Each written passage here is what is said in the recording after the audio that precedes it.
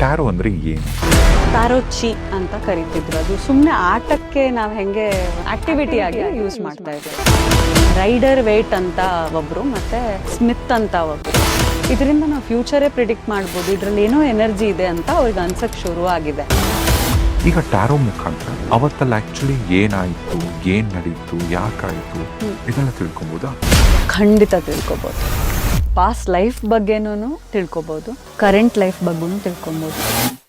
ಗಿಣಿಶಾಸ್ತ್ರನೂ ಈ tarot reading ಏನಾದರೂ ಹತ್ತಿರದ ಸಂಬಂಧ ಏನಾದರೂ ಇದೆಯಾ? 2 ವರ್ಷದ ಹಿಂದೆ ನಾನು ಒಂದು ಟ್ಯಾರೋ ಕಾರ್ಡ್ ರೀಡಿಂಗ್ ಮಾಡ್ತಾ ಇದ್ದೆ. ಗೋವಾಗೆ ಹೋಗಿದ್ದಾರೆ ಟ್ರಿಪ್ಪಿಗೆ. ಹಾವು ಕಚ್ಚಿ ಕೊಳಕ್ ಮಂಡಲ ಅಂತ ಸಾಯುವಾಗ ಸ್ಟ್ರೋಕ್ ಆಗಿನೇ ಸತ್ತು ಹೋಗಿದ್ದಾರೆ. ಅಷ್ಟು ಪ್ರಿಡಿಕ್ಷನ್ ಟ್ಯಾರೋ ಕಾರ್ಡ್ ಕೊಡ್ತು. ಸೋಲ್ನ ಕನೆಕ್ಟ್ ಮಾಡ್ಕೊಂಡು ಅವ್ರಿಗೆ ಕನೆಕ್ಟ್ ಮಾಡಿದಾಗ ಅವ್ರು ಒಂದು 3 ವರ್ಡ್ಸ್ ಏನೋ ಹೇಳಿದ್ರು. ಇದೇನೋ ವರ್ಡ್ ಹೇಳಿದ್ರು, ಇದು ನಂಗೆ ಅರ್ಥ ಆಗಲಿಲ್ಲ ಅಂತ. ಅವ್ರಂದ್ರೆ ನನಗೆ ಅರ್ಥ ಆಯಿತು. ಎಲ್ಲರೂ ಟ್ಯಾರೋ ಕಾರ್ಡ್ ರೀಡರ್ ಆಗಬಹುದು. ಅದೇನಾದರೂ ನಾವು ಸರಿಗ್ ನೋಡ್ಕೊಳ್ಳಿಲ್ಲ ಕಾರ್ಡನ್ನು ಅಂದರೆ ಏನೇನು ಮುಂದೆ ಆಗತ್ತೆ ಅದಕ್ಕೆ ನಾವು ರೆಡಿ ಇದ್ದೀವ. ಹುಡುಗಾಟಕ್ಕೆ ಮಾಡದೇ ಇದ್ರೆ ಲೈಟ್ಸ್ ಫ್ಲಿಕ್ಕರ್ ಆಯಿತು.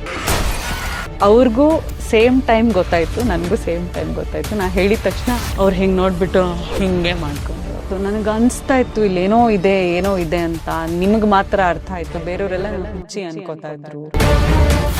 ಯಾವುದೋ ಒಂದು ಮದುವೆಗೆ ಹೋಗ್ಬೇಕು, ಅವ್ರ ಹತ್ರ ಗೋಲ್ಡ್ ಇರಲ್ಲ, ಸಂಬಂಧಿಕರು ಫ್ರೆಂಡ್ಸ್ ಹತ್ರನೂ ಕಿವಿಗೆ ಇಯರಿಂಗ್ಸ್ ತೊಗೊಂಬರೋದು, ನೆಕ್ಲೆಸ್ ತೊಗೊಂಬರೋದು. ಓ ನಿಮಗೆ ಇದು ಲೈಕ್ ಇದು ಒಂದು ದೊಡ್ಡ ಪ್ರಾಬ್ಲಮ್ಮೇ ಆಗುತ್ತೆ ಕೊಟ್ಟೋರ್ಗೆ. ಒಂದು ಇಂಡಿಪೆಂಡೆಂಟ್ ಹೌಸ್ ಅದು. ಆಮೇಲೆ ಅಲ್ಲಿ ಯಾರೂ ಇಲ್ಲ. ಈ ಮನೇಲಿ ಕೊಟ್ರ ನೀನು ಪ್ರಸಾದ ಅಂತ ಹೌದು ಅಂತ ಅಂದ.